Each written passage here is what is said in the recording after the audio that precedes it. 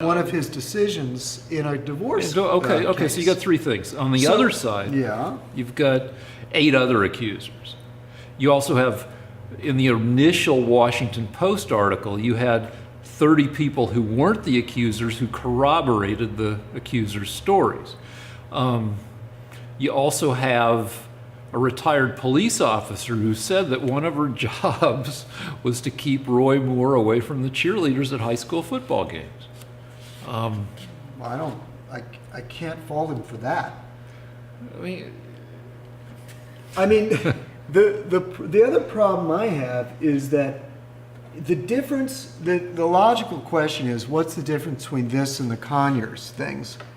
And there's a big difference. The big difference is that Roy Moore has been happily married, hasn't had all of these accusations are supposed to have happened 30 to 40 years ago.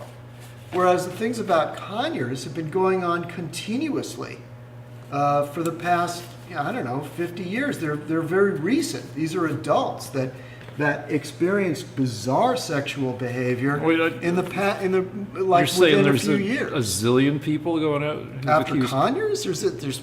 There's at least half a dozen. No, I was only aware of the one who got paid off. There's half a dozen. All right, apparently it's gone on, and there are colorful stories too. All right. Well, I tell you, apparently he shows up. He holds meetings in his underwear. We're not talking about Charlie Rose. No, Charlie Rose is even worse. Charlie Rose doesn't wear his underwear. All right. Okay. And there's more about Charlie Rose. Now let's do the politicians before we get to Charlie Rose. But I'm perfectly happy investigating the shit out of the holding public hearings into all this stuff. Though the way the Senate does hearings is ridiculously politicized. I don't know whether you need an independent prosecutor or whatever, or whether it's always been. I remember the Watergate hearings, but I don't remember whether they were fantastically partisan, where they were straight party line. Okay, so I like the idea that these things get investigated thoroughly, and that we eventually learn as much of the truth as can be learned. And it is a little scary, because when they open up those dossiers, there may be some key Republicans involved. It is possible. Boys will be boys. I'm okay with Franken, who's called for an investigation into himself. Since last week, when the last time we did a session, the number of accusers has doubled. 2 more women anonymously came forward and said that he grabbed their butts while posing for photos. And he's since apologized. He's doubled the number of times he's apologized. He's up to at least 4 apologies, and I think more. And I'm okay with if this stuff is legit, and I think that we're supposed to believe all women. And you are, I'm not. All right. Well, as a good liberal, I'm supposed to believe all women. And so I'm okay with just assuming that he's guilty of some butt grabbing. I'm okay with him, having to eat a lot of shit, but staying in the Senate. And in 2 years, he'll be up for re-election, and if the accusations are, he may decide not to run again, given if the butt grabbing sticks, and if it continues to dog him, then maybe he doesn't run again, or maybe he does, and then it becomes a referendum on his performance as senator, and plus, some butts he grabbed. Well, and I do have a theory that's dumb and is only facetious. Turns out I looked up, Franken is only 5'6", so he may only have been able to grab up to butt height anyway. That's so insensitive of you to say to short people. Yeah, sorry. Okay, I have to admit, butt grabbing is pretty low on my list of sins.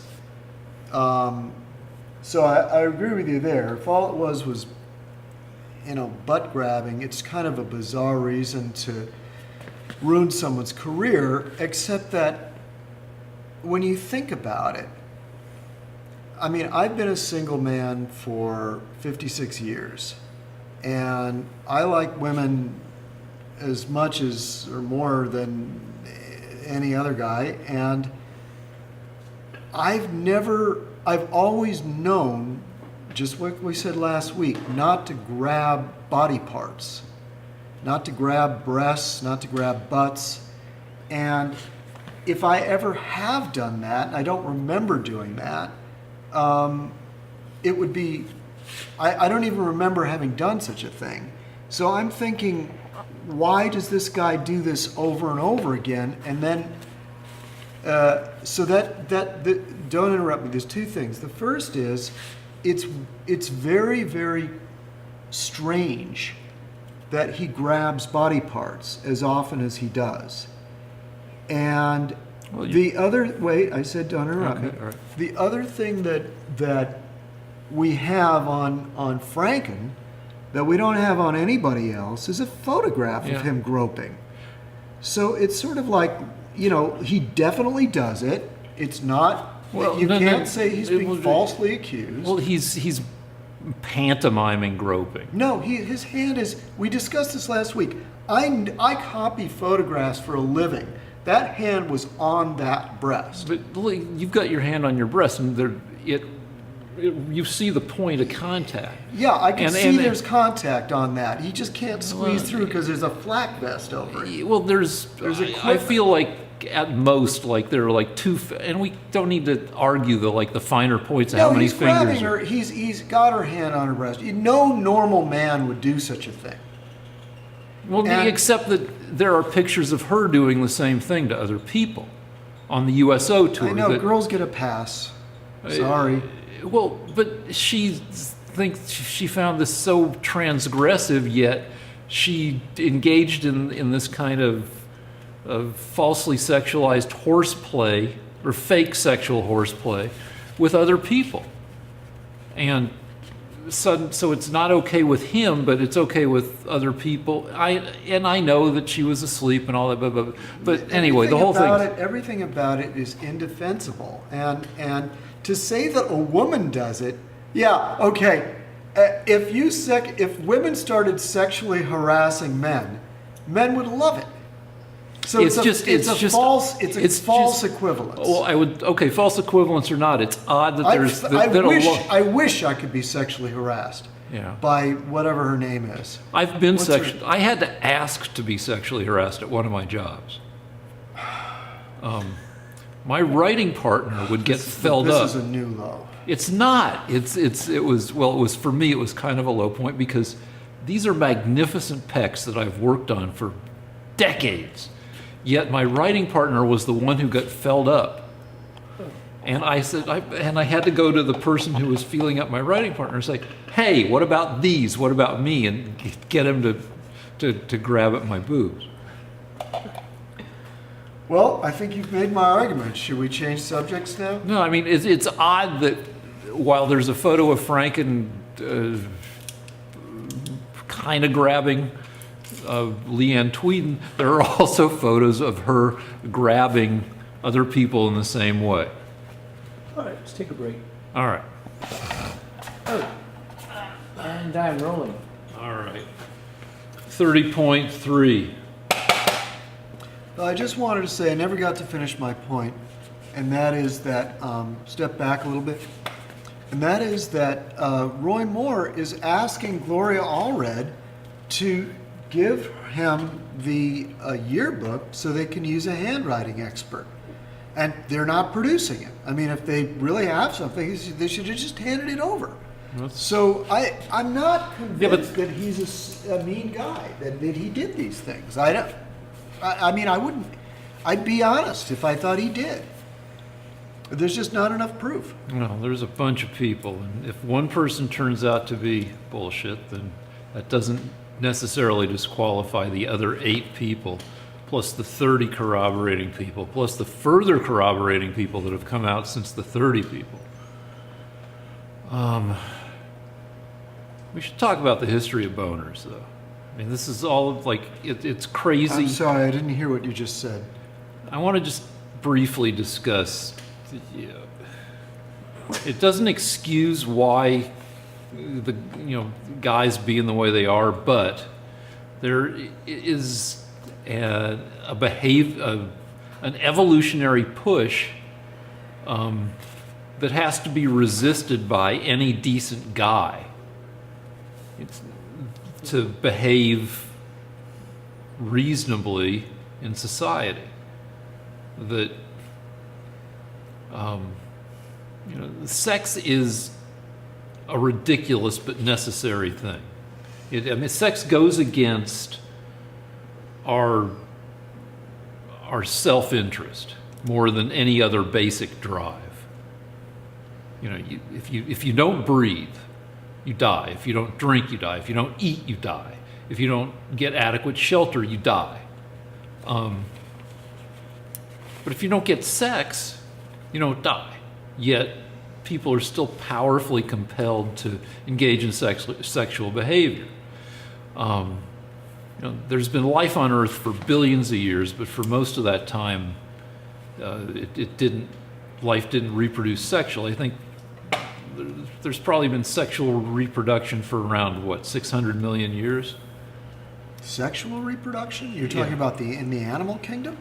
Yeah, I mean plants too, but I don't know about. I don't know. I mean, for most of the time that life has been on Earth, it was these single-celled organisms that did not reproduce sexually.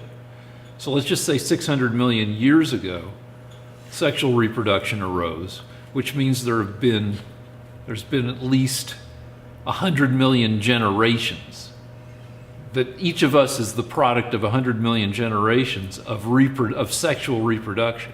It's brutally wired into us.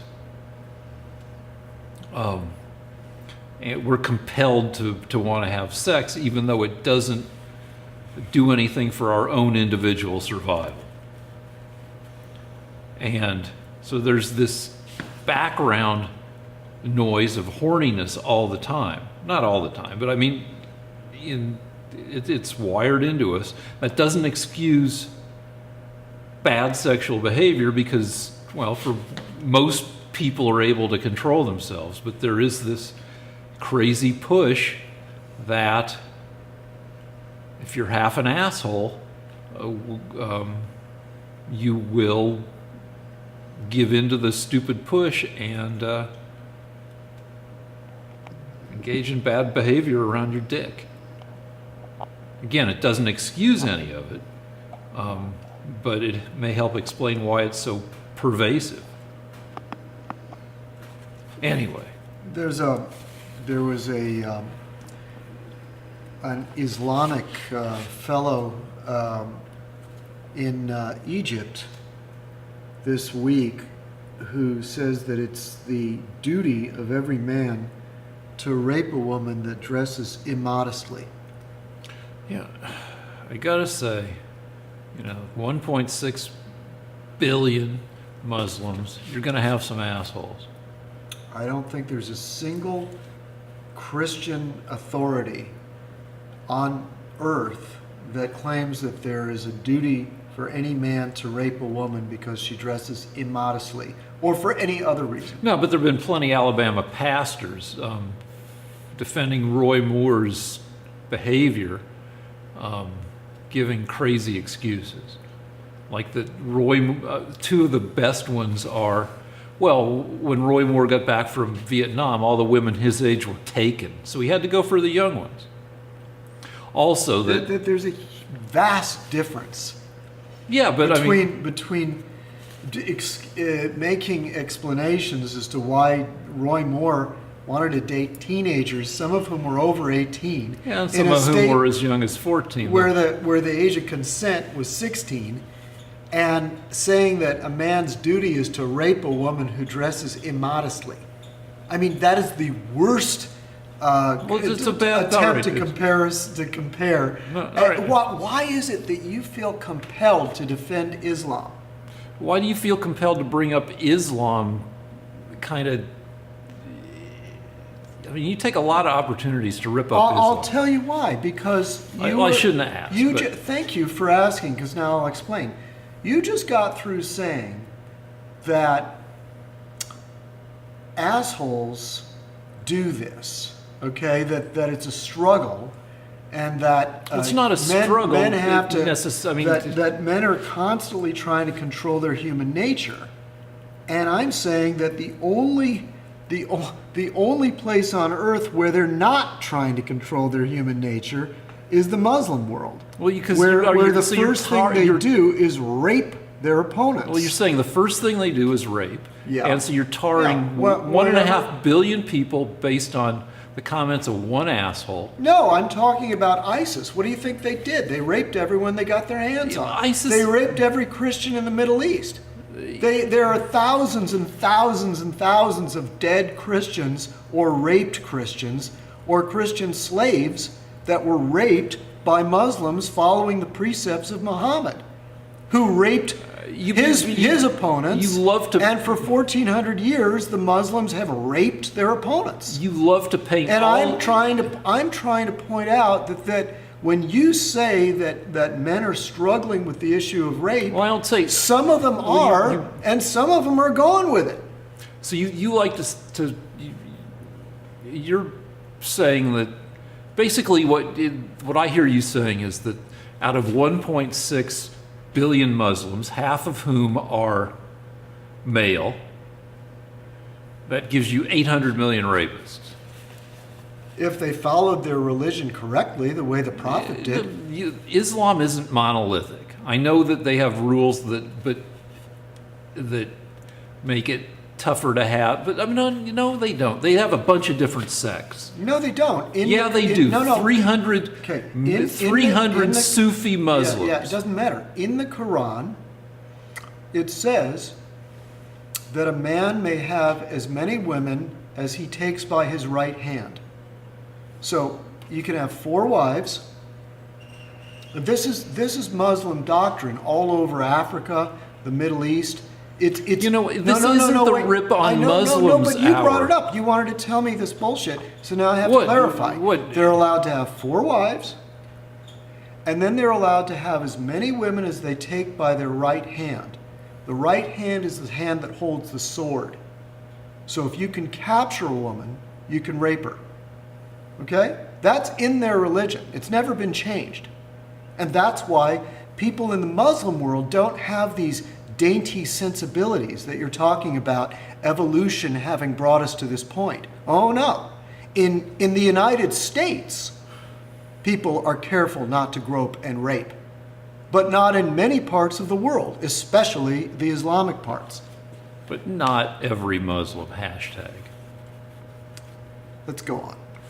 No, because you just ripped up 1.5 billion people.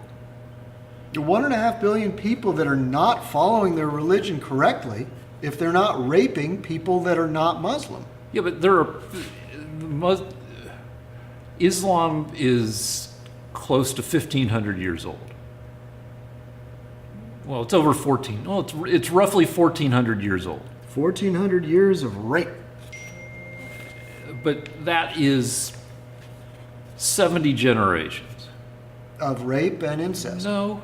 I mean, because there are plenty of did you know that no, I don't. Did you know? No, I don't want to fucking rip up everybody in Islam. I don't. I'm not going to. No, I'm not going to do this. But I'll say it to the camera. 30% of the birth defects in Britain are made up are given to 3% of the population that are Pakistani Muslims. And the reason is because Muhammad married his first cousin. So in Pakistan, it's a custom to marry your first cousin. And that's why they have the most birth defects of any country in the world. Well, if true, that's something that needs to be addressed. But not every frickin' Muslim country is Pakistan. And there are Incest is practiced more in the Muslim world, in all Muslim countries, than it is in any other country. You just said all. That you can't say all. Yeah, in because couples counseling, you can't. All do Muslim blanket. countries have more incest than the other countries in the world. Yes. It's because Muhammad made it okay. He married his first cousin. May not be your sister. You're not allowed to have sex with your mother. Well, what are the but genetic? But the tradition of it has been 1,400 years of marrying your first cousins. Well, if you want, Google the genetic risk of marrying your first cousin. It's tremendous over 1,400 years. It's the first couple of generations you get away with it. But at this point, as All right, I said, the vast majority, Pakistanis in Britain are 10 or 20 times more likely to have birth I'll Google defects. it and I'll come back next week and we'll. Okay, don't talk over me, by the way. 10 or 20 times more likely to have birth defects. It's hard not to talk over you when you say stuff that sounds like it's been bullshitized. And I'll Google it. I'll come everything I say, anybody seeing this, please, I beg you, go to the internet and look up Pakistani Britain to English Britain birth defect statistics. Please look that up. You will find that our old friend Islam has created birth defects because of incest for 1,400 years, and it's a terrible, terrible thing. They have babies that are born hermaphrodites, they're born without brains, they're born without the tops of their heads, their arms and legs are missing. They don't have a monopoly on those forms of birth defects. No, but they have 10 or 20 times more than Christians in Britain. I'll look it up and we'll come back and talk about it. So I'm lying now? Well, you get your shit filtered through hyper-conservative sources, and then you end up believing some stuff that I'll say it again, that information is like a turd, and it's a big, messy blob, and liberals... Let's look it up right now. I'm fed up with this liberal bullshit. You look it up right now. I'm fed up with this. All right. And we are rolling. Okay, 30.4. All right, so I went upstairs, I looked up the deal, and yeah, okay, so Pakistanis, Islamic Pakistanis in England have a higher rate of birth defects than the general population. And because they allow first cousin marriages, that over time seems to be not good. But you know, Jews have their own birth defects that run among Jews. Like if you're a Jew, you get screened for Tay-Sachs disease, which is a neurological disease that if you have a kid with it, it kills the kid miserably within 2 years. It's a terrible thing. So you get genetically screened to make sure you're not going to have these known birth defects among people of your religion. And that article that talks about the high rate of birth defects says that there needs to be genetic screening to make sure that first cousins aren't banging each other and making babies, which seems reasonable. Okay, and this is why we had the argument in the first place. Yeah, but no, hold on. No, let me get my point across. That wasn't your point? No, the point is that Islam's been around for 70 generations. And I'm sure that in that 70 generations, there are plenty of places where there are Muslims and where Islam is practiced, where they don't do all the stupid bullshit that goes along with, just the stuff that may not. There are people who are modern. You have no evidence for that. Yeah, you're just saying I'm sure there are. I'm sure there aren't. You want to say that 20% of the world live like believe that marrying your first cousin is okay.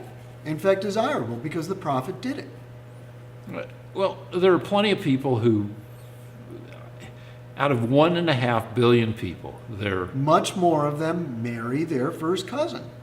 Well, why? See, this is why we're arguing about it. It's not about Islam. We're not arguing about Islam. We're arguing about how you've been brainwashed.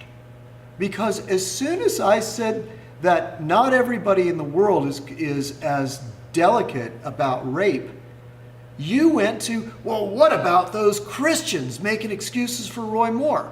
Don't interrupt me. And then you said, and what about those Jews that are inbred? Well, those Jews happen to be inbred because they couldn't leave their communities because the Russians or the Germans or the Poles would kill them.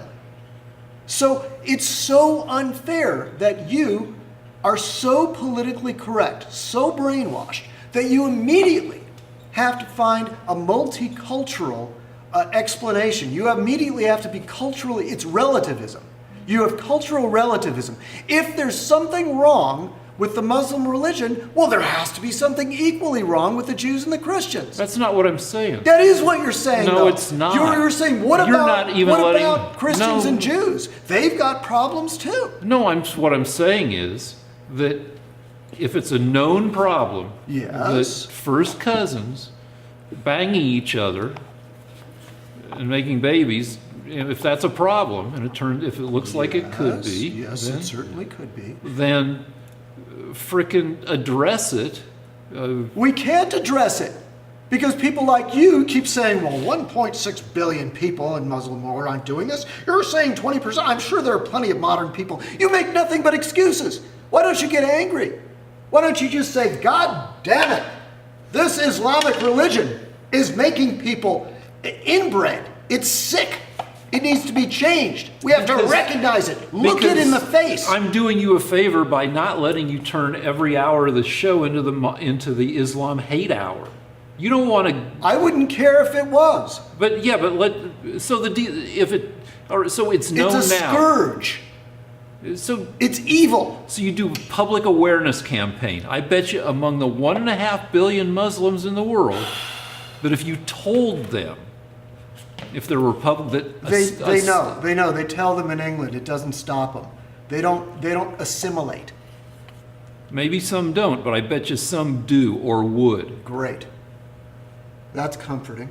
Well, what do you bring modern information to people? You bring information to people. They've had the modern information. They don't want to stop. They want to be like the prophet. Islam isn't monolithic. There are the same way that Catholicism isn't monolithic. Yeah, there's one religious doctrine, or roughly, There is one religious doctrine All right. in Islam. It's the most monolithic religion in the world. But There are more differences between all the other religions than Islam. Okay. The only reason there are differences in Islam is because of a territorial tribal dispute that originated in the succession of Muhammad. There were people that took one side and people that took another, but doctrinally they generally agree. But here's the deal: among the people, You're out of pose. You've been yelling at me. You don't get to yell at me and have me keep the pose. Hold on. Out of all the Catholics in the world, all the Christians in the world, not all of them follow their religion strictly. And you could argue, and I don't have any proof one way or the other, that people who are Muslim follow Islam more strictly than other people follow their religion. Well, there's a good reason for that. You want to know what it is? I don't want to know. Because the penalty for not following the religion strictly is death. Okay, fine. But there's still plenty of people who look at the religion that they're under and chafe under it. And there are plenty of people who, given information, not everybody who's a Muslim is in lockstep with every principle that you like to mention. They're humans. Nobody wants to have, well, if you gave people a choice between, would you rather have a birth defect baby or a normal baby? Everybody would say normal baby. Now, that's not the same thing as saying, would you rather not practice Islam or have a birth? Now, that's a different thing. But the deal is, if you give people information and you let them, there are plenty of people who will make reasonable choices. Not everybody who grew up under Islam is going to be... Rick, may I say something now? Because I think we get it. All right. May I say something? I think you've had enough time. This is the snipping. See this? This is snipping. Okay? 90% of the girls in Somalia and Egypt. And these are countries with Infibulation. hundreds of millions of people. Hundreds of millions of people. 90% have their clitoris removed. That's Yeah, today. it's a fucking terrible it's thing. 90%. It's a It's 9 out of savage 10. You're a good mathematician. Yeah. We're not talking about just the occasional outlier. We're talking about 9 out of 10 getting their Somalia. clitoris removed in it's Somalia a terrible and practice. Egypt. Yeah, okay. So in Western countries, that shit's illegal, and the people who practice it, when But you they get brought it confronted- here. They did, in but- Minnesota. They're doing it in Minnesota now. And if the people who catch them doing, the people get. In Britain and France, they're allowing it. Well, they shouldn't. It's bad. What does it do? It wrecks somebody sexually for their entire life. They can't They feel cut off. it. It's like, how'd you like to have your dick cut off? We have to explain it's- to our director what there's this thing called the clitoris. If you haven't encountered it, you really should pay it some attention. They cut people's clits off because they want to control their sexual behavior. I guess Can you that's. still get pregnant? Yeah, you can. I mean, you don't need your clit to get pregnant, but But you can't get pregnant from anal sex. so yeah, it's a terrible thing, and it should be illegal, and it is illegal in America. But not in the Muslim world.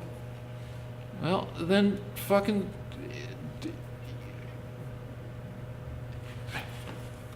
Okay, let's talk about North Korea.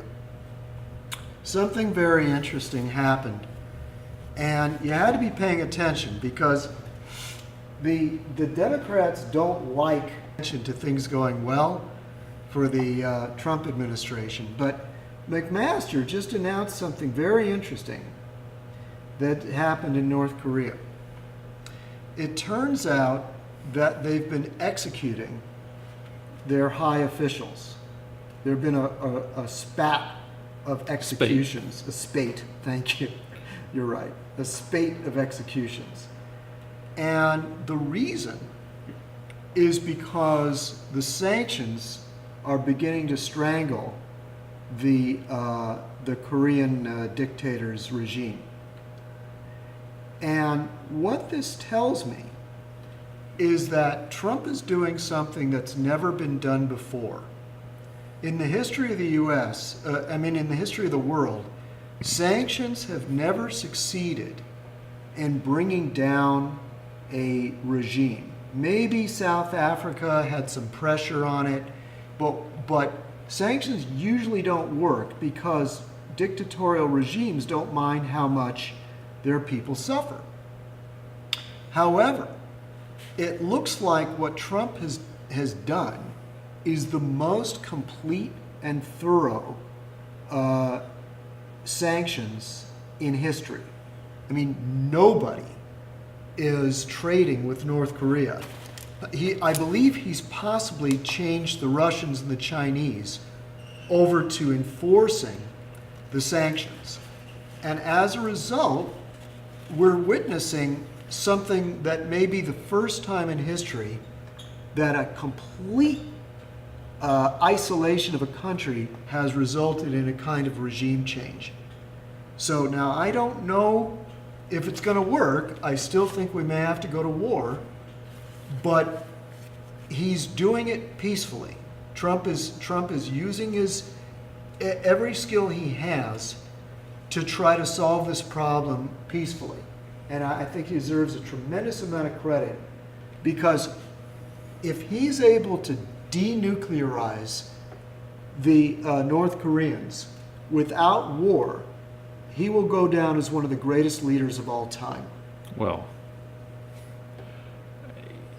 I can't speak to this. I'm not informed on these latest developments. Because you watch Democrat news like CNN. Well, I haven't watched much of anything in the last. I mean, it's Thanksgiving week. Fucking. I don't have to. I'm not going to be perfectly I'm not going to be perfectly informed about anything, but I'm not going to necessarily be well informed about every single thing you bring up. Well, you're never informed when things go well. For example, I still think that you've never given Trump enough credit for the defeat, for the complete decimation of ISIS. No, because it's bullshit. What you're saying is bullshit. Because we were fighting ISIS for 32 months before Trump. Without success. And with a fair degree of success. Fair degree, they could have gone on for decades at the rate it was going. No. Yeah, because in less than 3 years, their fighting forces and territory had been reduced by more than 50%. Yeah, but they still had all their main cities. They still had a large, well-equipped force with huge amounts of money. We can they argue could have about fought on forever. We took territory. Let me tell you something. No, we're not going to argue. You refuse to acknowledge that Trump changing the rules of engagement is what turned this around. I told you before, I'm going to repeat it and then we can go on. Obama would not let our troops attack unless they were fired upon. You can't win a war that way. Trump changed the rules of engagement and said, when you see ISIS, kill them. And we're stacking them up like cordwood right now. We were stacking them up anyway. No, we weren't. We weren't. They were not being defeated. Their territory might have been getting smaller. And they were being killed. Over half of them were being killed. No. The death rates, the level of, we have annihilated them. They're gone now, practically. Except the ones who killed 300 people in an Egyptian mosque. Yeah, right. Well, we don't have troops in Egypt. My point is that you're not giving, and CNN is not giving credit for a tremendous victory that would never have happened if it hadn't been for Trump changing the rules of engagement and fighting them aggressively. He's taking the war to them instead of following a policy of attrition, which could have gone on for years under Obama. I guess we're going to have to I agree to me thinking I happen that's to know bullshit. That Obama's generals were following a policy of attrition.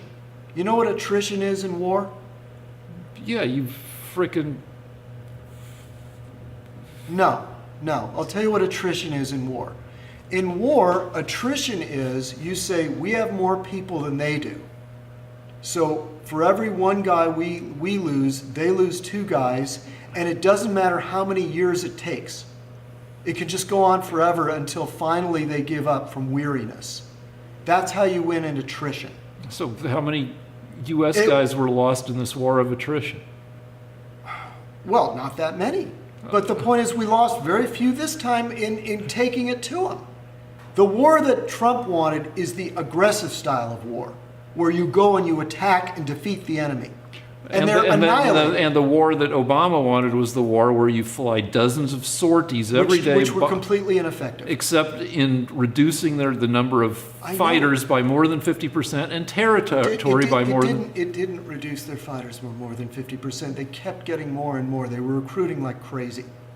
They were fighting for the first time against the U.S. I'm going to go home. I'm going to do some fucking I want homework. you to give credit for a true leader who won a war, but you can't because you're so brainwashed by the Democrat media. Attrition could go on for years. It's a different strategy. It's not attrition. That was what the Obama generals said they were using, attrition. Attrition means it's a trickle. It's like we can outlast them. There's more of us than them, so we can outlast them. That's attrition. We dropped something like 30,000 bombs. It doesn't matter. They were not effective.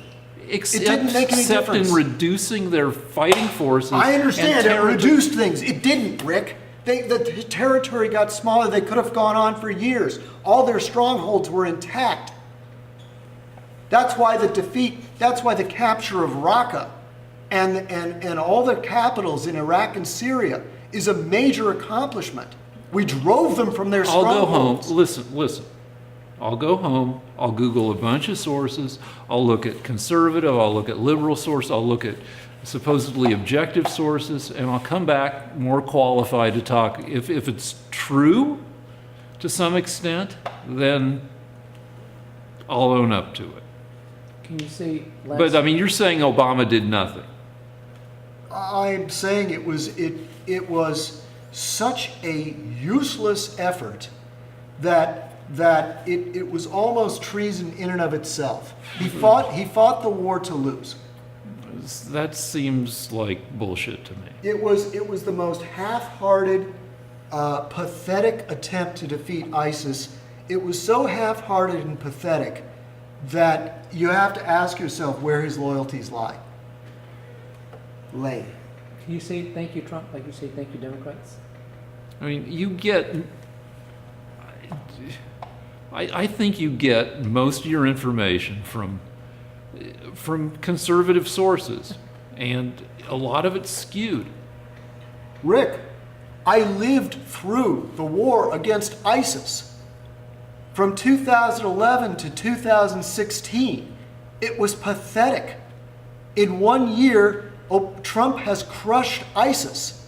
Under normal circumstances, if you weren't brainwashed by CNN, you would be dancing in the street. There would be a parade to celebrate the victory of our country over this evil force. But instead, you didn't even know it happened. I know what happened. I know the city's And you don't give a followed. damn. You just think, so what? It doesn't make any. You're not the slightest bit impressed with Trump's achievement.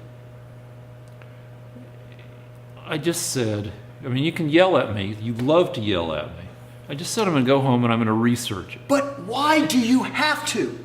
Don't you understand what's happened to you? Well, I can't look. If this was World War II, all the news stations would be portraying this accurately, and you would be proud of Truman and Roosevelt. Yeah, but I can't trust what you say because you get all your information from strictly conservative sources. Okay, then analyze it using your common sense. Well, because Does ISIS own any of Syria and Iraq anymore? Yes or no? Think about it. You say you've been. How did that happen? You say you've been watching the war since 2011. I've been watching the war for years. I don't know if since 2011, but certainly since 2014. I've been looking at the maps, I've been looking at the numbers, and we have two different understandings of how things were. The Democrats succeeded in confusing you. No, but I was looking at the maps from the U.S. Department of Defense, which would publish monthly updates. Okay, I don't care about the maps, Rick. They were powerful. They were fighting like demons. They were still successful. Their major strongholds they still had. It doesn't matter if we took some territory. It doesn't matter if we dropped some bombs. They were holding on, and in that case, and that means they were winning. So We were losing. The United States was being humiliated by them.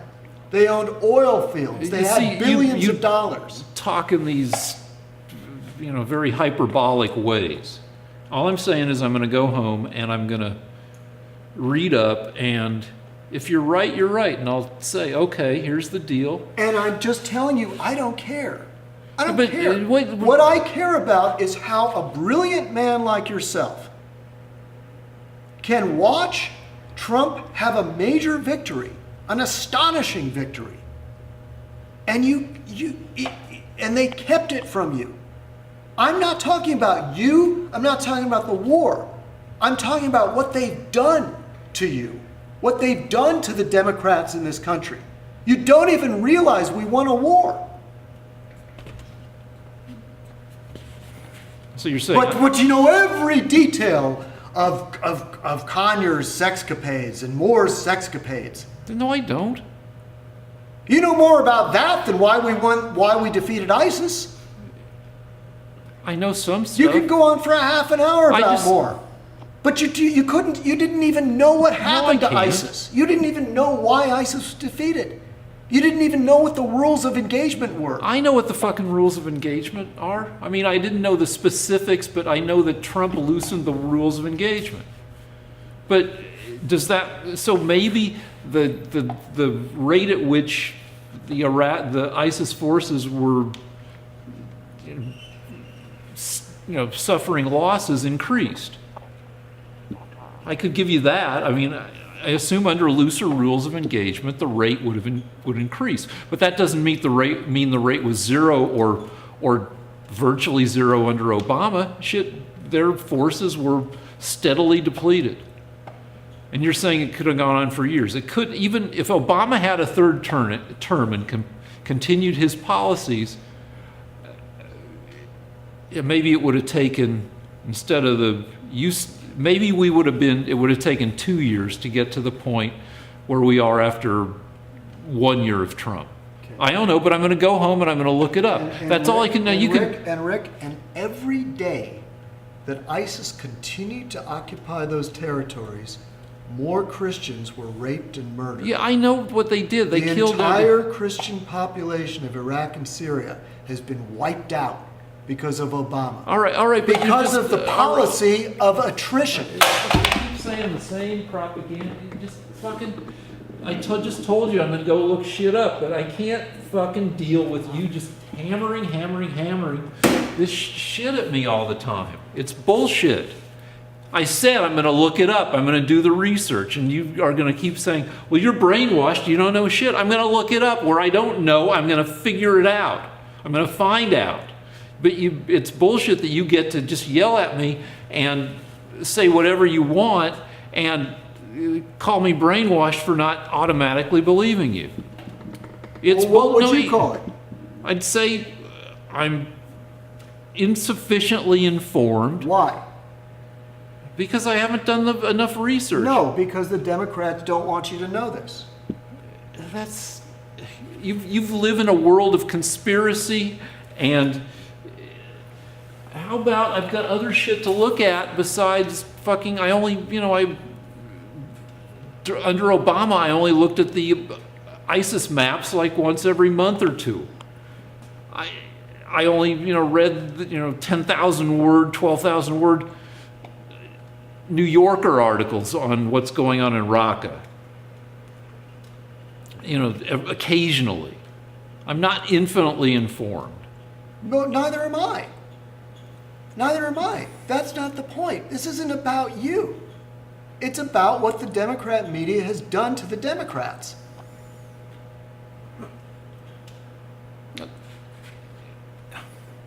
You don't even recognize it should be the first thing people are talking about, and instead they're talking about Roy Moore. That's what they want you to talk about. There's all sorts of distractions on. I've got more to say. I want to talk about Trump's China trip. I don't want to spend any more time on that. You don't think Trump's China trip is that another ploy on my part to upset you? Can you say it briefly without all the hyperbole and the yelling at me? Yeah, we were going to talk about all this other stuff. All right, you talk about what you want to talk Just briefly say what you want to say about Trump's China trip. Okay. Did you notice the way the Chinese treated Trump? Yeah, they were nice to him. And the last time Obama was there, they didn't even see him off. He got in the back of the airplane. They didn't even send any guards there.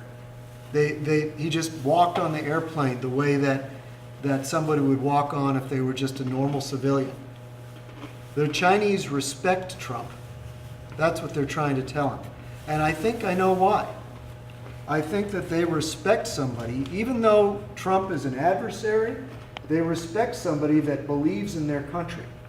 I don't think that even the Chinese respect a guy that doesn't believe in his country. Yeah, what the liberal press that has brainwashed me says is that Trump is susceptible to flattery. And so that this is the same way they treated Nixon. This is the way they treat all American presidents. But I think they lost respect for Obama, and I don't blame them. All right, enough of that. What's the next thing we were going to talk about? Taxes. All right. Tax cut. All right. Fucking tax cut. Which you say is a dry subject. And I kind of agree because it's math and stuff, but I mean, there aren't that many people who. I mean, more people think the tax cut is bullshit than not. You want to defend the Republican tax plan?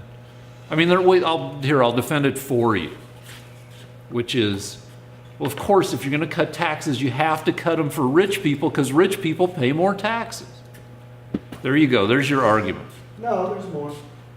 But part of the reason that the stock market is soaring.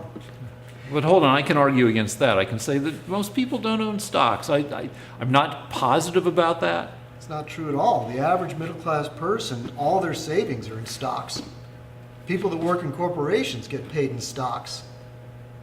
The 401ks, the option whenever you work for a company and you're making $60,000 a year, you get paid a lot of your What about the opportunities people, are all the in people stock. who don't have savings? Apparently, a vast percentage of Americans, people that have jobs, have stock. There has been a huge uptick in the percentage of people owning stocks. Right. But stocks aren't everything. And one of the reasons that the stock market is soaring is that, and one of the reasons it's the highest in history, is because Trump is attempting to get the taxes lowered on the corporations so that they will stop parking their money offshore.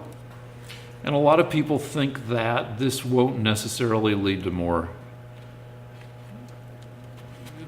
Yeah, I trust those guys. Yeah, those people that presided over the worst economic recovery in the history of the United States and doubled the national the debt.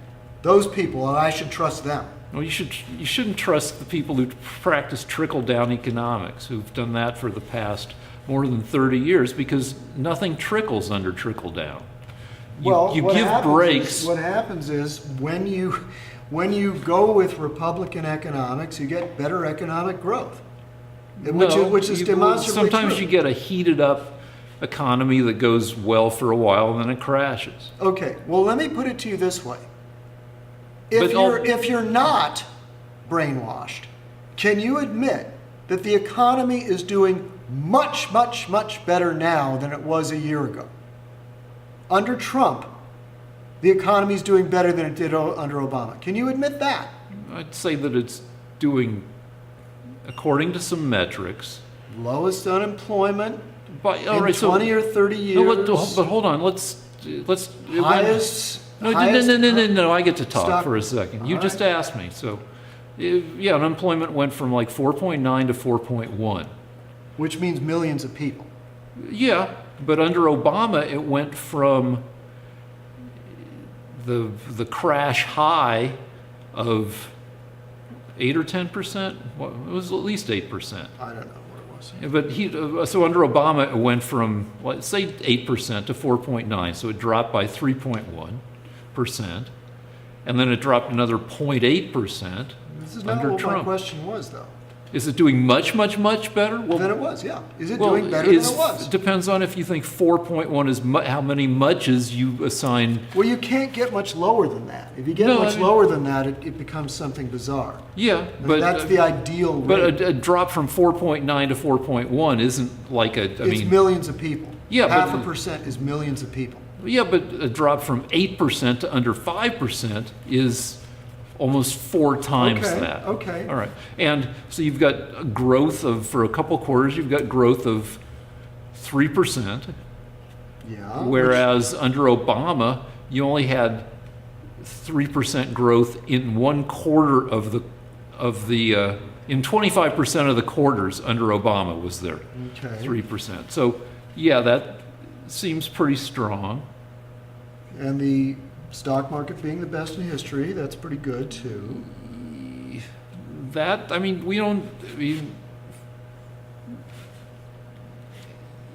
that I think you need more time to see if it sticks. Well, actually, that's not entirely fair, but the stock market is its own thing. Okay.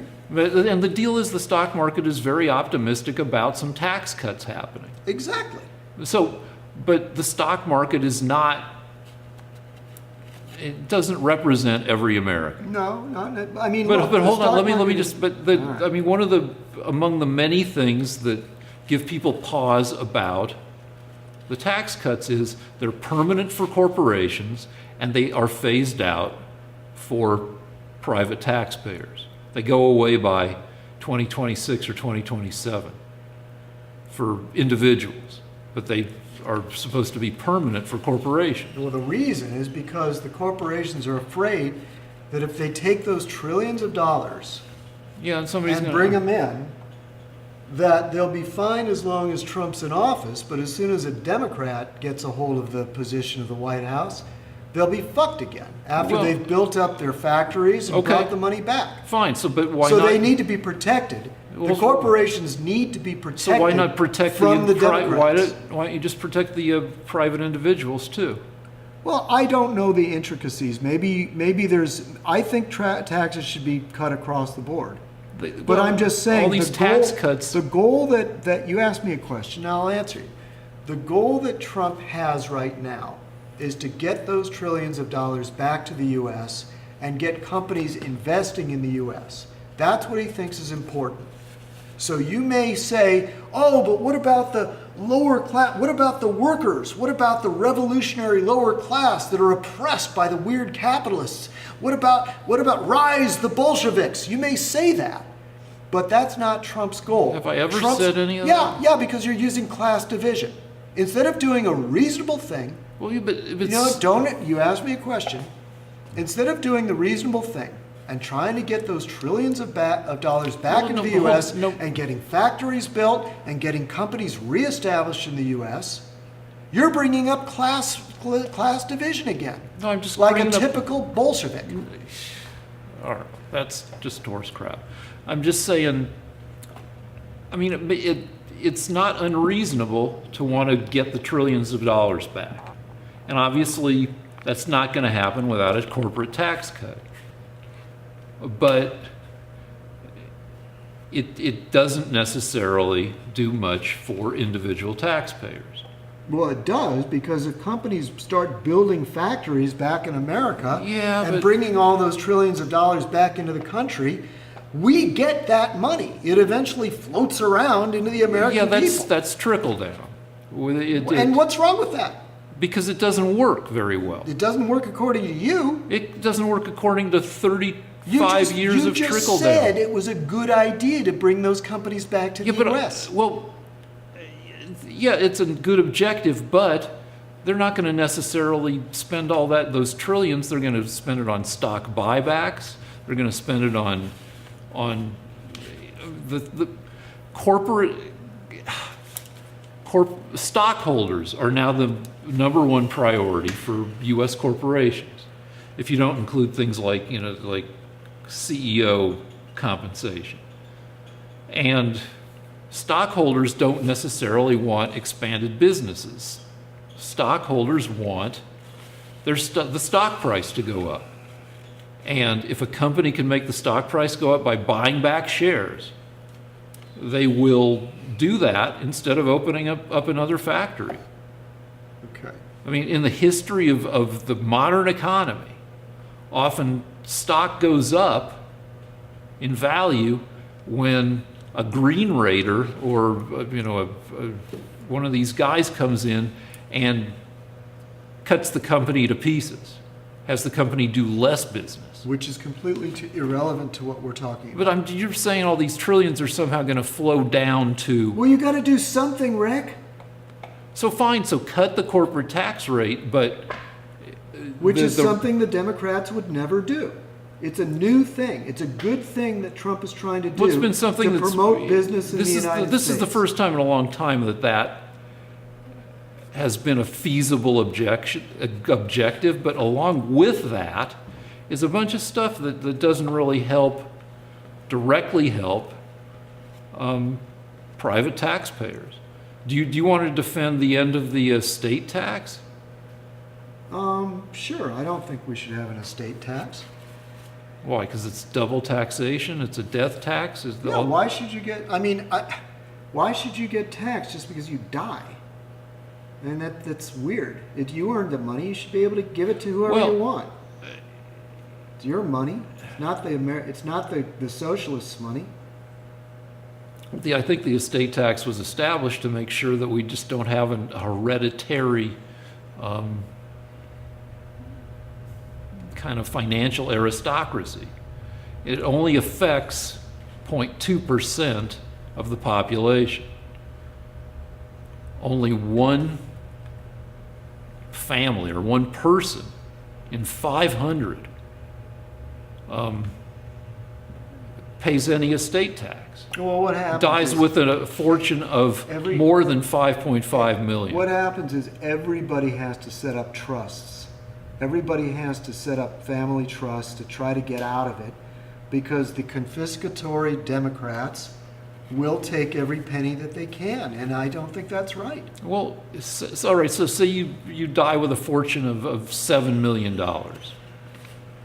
It's your money. And so you shouldn't have to pay 15% of the $1.5 million that's over the estate tax limit. That doesn't seem very confiscatory. I don't want the Democrats to take people's money when they die. If they want to leave it to their kids, that's good. It's their money. I'm sorry. You know what? This is really tricky. I had to take 4 years of economics school to come up with this tricky argument. Hours and hours of research. Guess what? Democrats figured out another way to get money from people so they can spend it on whores in Washington, and I don't want them to have to do it. I don't want them to be able to. I'm sorry that somebody who leaves a fortune of $7 million to the heirs, that the heirs have to pay, out of that $7 million, they have to pay $225,000.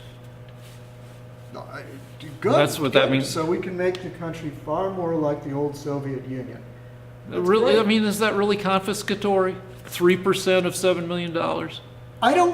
Any way that I can get the government to stop taking our money, I want to do it. I do not like harebrained democratic schemes to try to say what is right and what is wrong. The estate taxes worked fine since what's right is people should be able to keep their money. This is America. This isn't the Soviet Union. What's right is that people should contribute a reasonable amount of money for the public good. And taxes are the least confiscatory they have been since Harry Truman. We have the lowest, now they're going to go lower because some of this tax cut stuff is probably going to get through. But taxes are the lowest they've been since the 1950s. Now, if you want confiscatory, look at some of the tax rates under late Eisenhower and early Kennedy, when tax rates were as high as at least, I think, 91%, maybe even higher than that, on annual income above $1 million. That's what Elvis paid. Okay, so I don't think we should be doing that. Now I think we should have lower taxes. So instead of a 91% marginal tax rate in the highest tax bracket, the highest tax bracket is now 39.6%. That's if you earn more than, I don't know, what, 750, I'm just guessing, thousand, maybe over $1 million. Below that, it's lower than that. Good. And it's going to go lower, but you talk about how confiscatory it is. Let me be honest. The average American has to work until the first 5 months out of the year to pay taxes to the U.S. government. That's bad. We pay almost as high taxes as the Scandinavians. We're getting up there. I don't think that's good. I don't think you should have to work. You say we're getting up there, except taxes have dropped lower and lower. With sales tax, state tax, and income tax, we work roughly the first 5 months of every year just to give money to the U.S. government. That's right. Well, various forms of government, not necessarily to the national government. Sales tax goes to pay off taxes. We shouldn't have to do that. That's wrong. Well, we get a lot of benefits for that, and our taxes. They pay for the military. They pay for entitlement programs. They pay for highway maintenance and other infrastructure. Most of the money goes to entitlements. The military budget is discretionary. That is, most of the money has already been earmarked for welfare, medical care, social services. Yeah, well, 70% goes to that. After that 70% is spent, then the military jumps in. Okay. So most of it is going to welfare for Democrats, poor people, and illegal aliens. Yeah, They squander it on generations of welfare recipients. They squander it. Do you know the zip codes of the United States that have the highest incomes? They're around Washington, D.C. Yeah.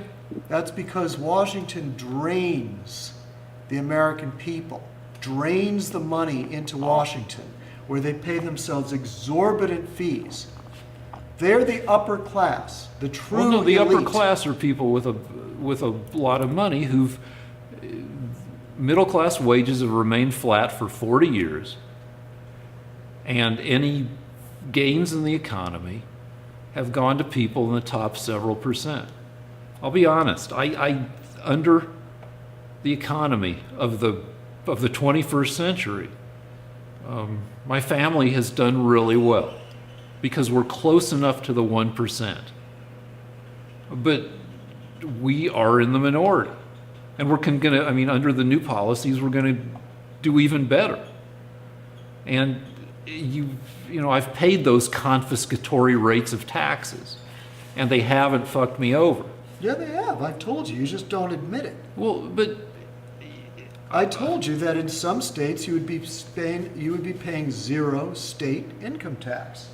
In this state, you are paying. We argue. I say 13. You say 10%. The point is, you could have bought a second house, so you're suffering. except that the value. You just don't know it. Well, I like You living. could have sent your daughter to college for nothing. All that money that you gave to the state in state income tax could have gone to your daughter's college. Think about that money. I know it hurts you to have to spend all that money. Well, you would have had it in the bank, sitting there, but the Democrats took it from you, so they could give it to illegal aliens.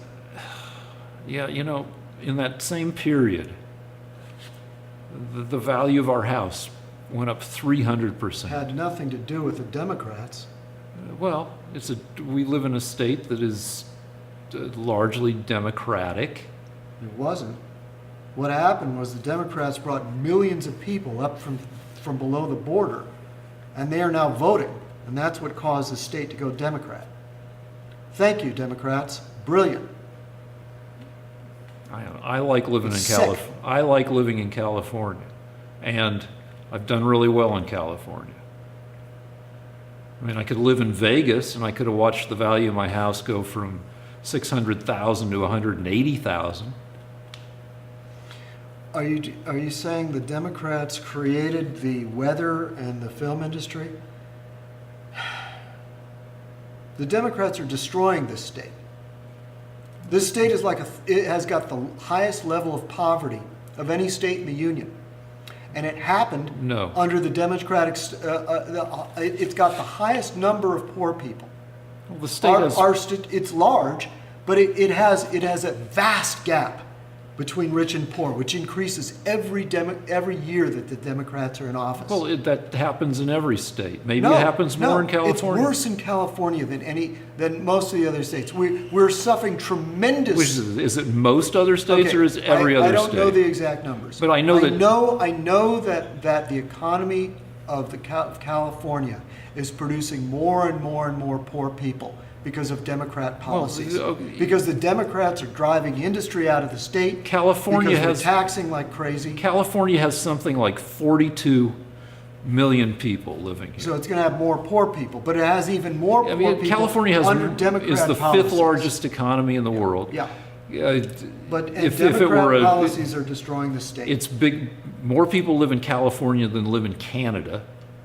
Look, hey, we get the idea. There's going to be more poor people. But what I'm telling you is the Democrats are bringing millions of poor people over the border, and they're creating more poor people with their policies. They're driving industry out of the You state. live in a conspiracy-based world where everything is intentional and everything is. Oh, yeah. Absolutely. Absolutely. Do you know, by the way, why the mayors of all the major cities in Britain right now are Muslim? Because the leftists in England have brought in millions of Muslims because they found out that the Muslims will vote leftist. So rather than try to win over the population of England, I don't want to talk they about brought this. over immigrants This isn't just, that would vote socialist. This isn't just your hour to bring up conservative talking points. Just kind of Well, toss them in. you can make some sense No, if you want we to. usually. What's our next thing to talk about? We're going to talk about the blue wave of 2018. Okay, yeah, let's talk about And 2018. we got 1 minute, actually. All right. Well, we're not going to have time. So next time we can talk about, whether where Republican performance in government has been so appalling that there are going to be a bunch more Democrats who win elections in 2018. Best economy in 8 years and a victorious war against ISIS. What more can you ask for? What's your prediction? Well, competent government that isn't. That's competence. Victory in war and a thriving economy. What else can you ask for? Talking points that aren't. Transgender bathrooms. I don't give a fuck about the bathrooms. How can you be so insensitive?